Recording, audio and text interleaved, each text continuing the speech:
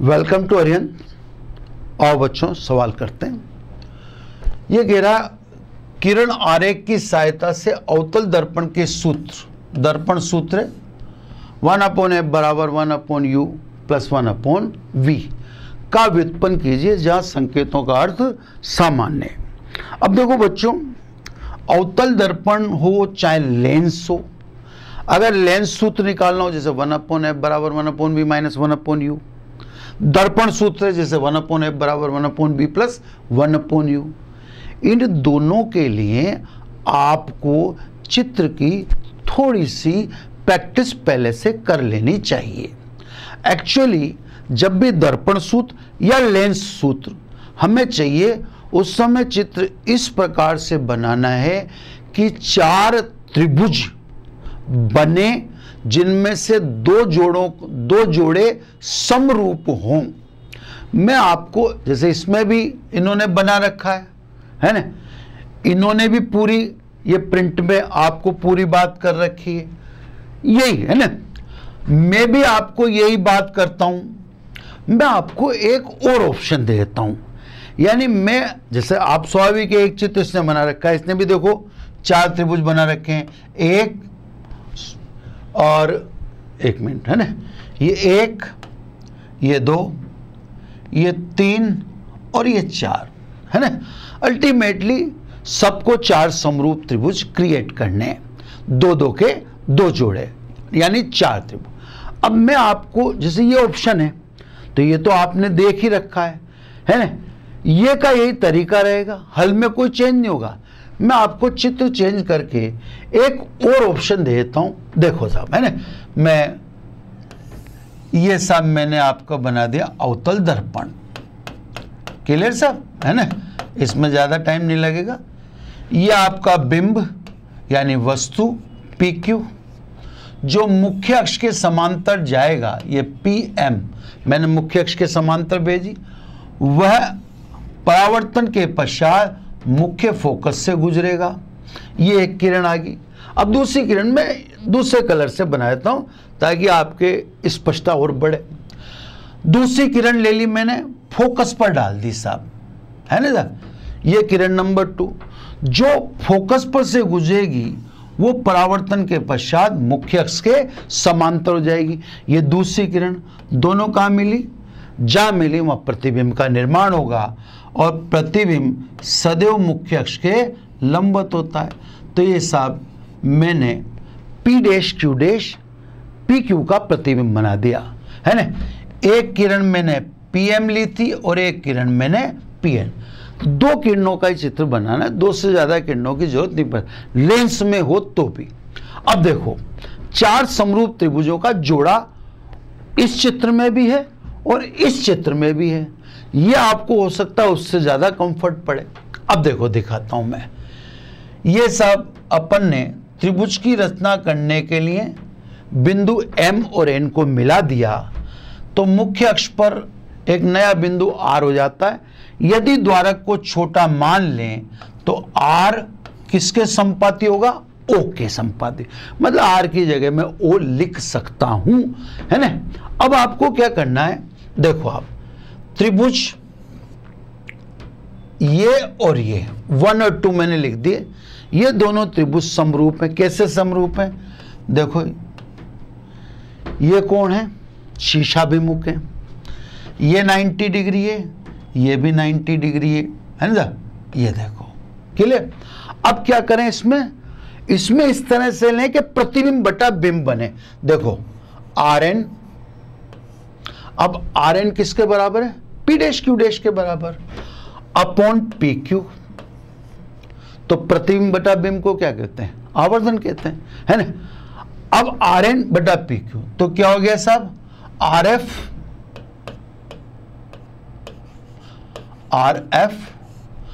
Upon QF। अब सब RN किसके बराबर है? P' के, तो सिंपल P' अपॉन PQ यानी प्रतिबिंब बटा बिंब।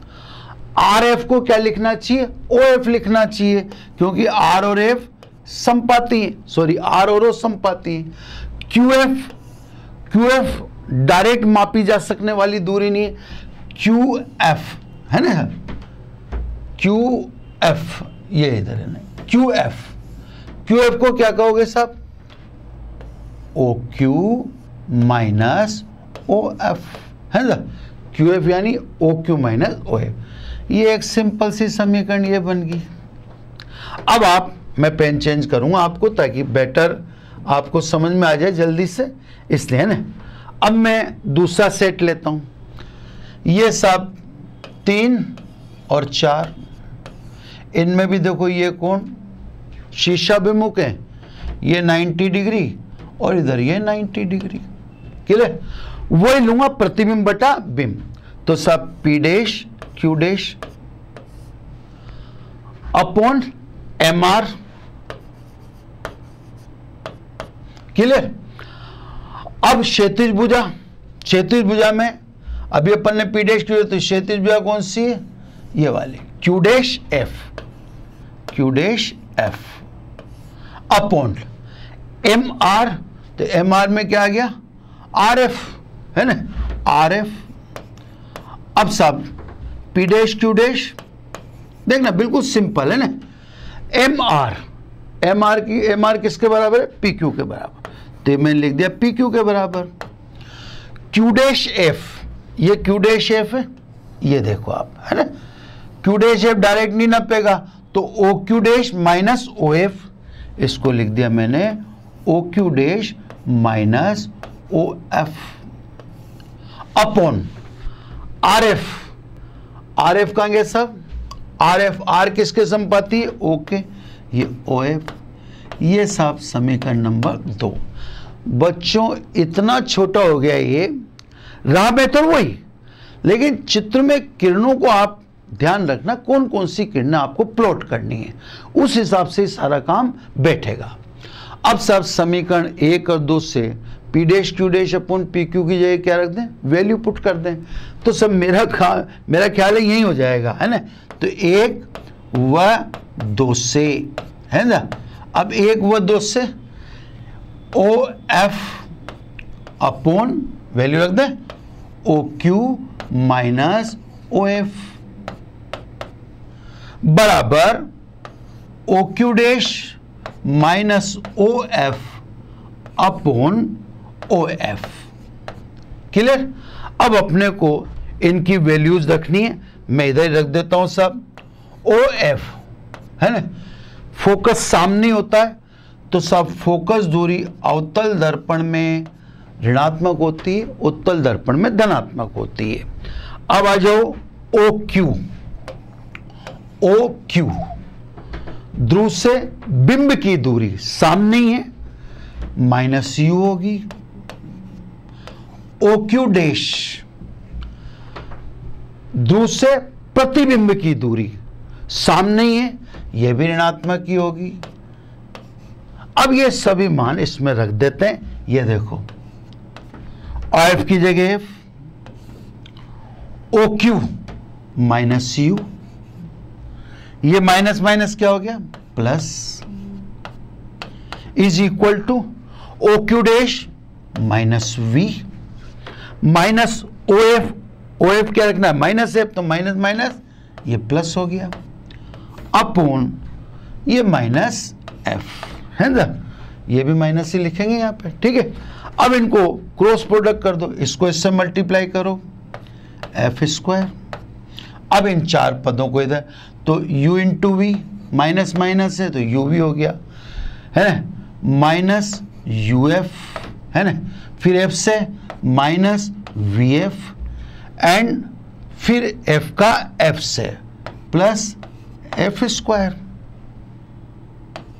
है ना। तो सब एक बार और चेक कर लें, U का अपन ने कर दिया, दोनों से कर दिया, F का V से हो गया, F स्क्वायर से F स्क्वायर कट गया, ये कट गया। अब देखो साहब, इसको मैं ले जाता हूं अगले पद में। अब इसमें जैसे ये दोनों शिफ्ट कर देता हूं, इधर UV को एक तरफ रहने देता हूं और UF और VF को एक तरफ ले जाता हूं, तो क्या हो जाएगा साहब, ये देखो UV तो मैंने लिया है, एक तरफ रख लिया है ना, और UF और VF ये मैंने शिफ्ट कर दिया, आप इधर देख लें एक बार वापस। ये देखो UV को मैंने इधर दिया, इन दोनों को इधर शिफ्ट कर लिया तो UF और VF क्या हो गए, दोनों पॉजिटिव हो गए। ठीक है साहब। अब आ जाइए आप इसमें क्या करो, UVF का भाग देने पर UVF का भाग इसमें दोगे तो क्या बचा, F। इसमें UVF का भाग दोगे तो क्या बचा, V। और इसमें UVF का भाग दोगे तो क्या बचा, U। ये आपका दर्पण सूत्र आ गया है ना। अब यही टेक्निक इसमें जो सॉल्यूशन में इस चित्र से बताई गई है, टेक्निक तो वही है ना।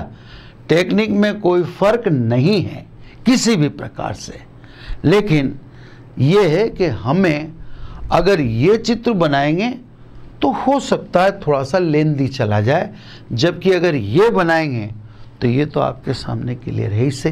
तो मेरा ख्याल है बच्चों आपको ये सॉल्यूशन अच्छा लगा होगा, ये मैंने इसको छोटा भी किया है। Thank you very much.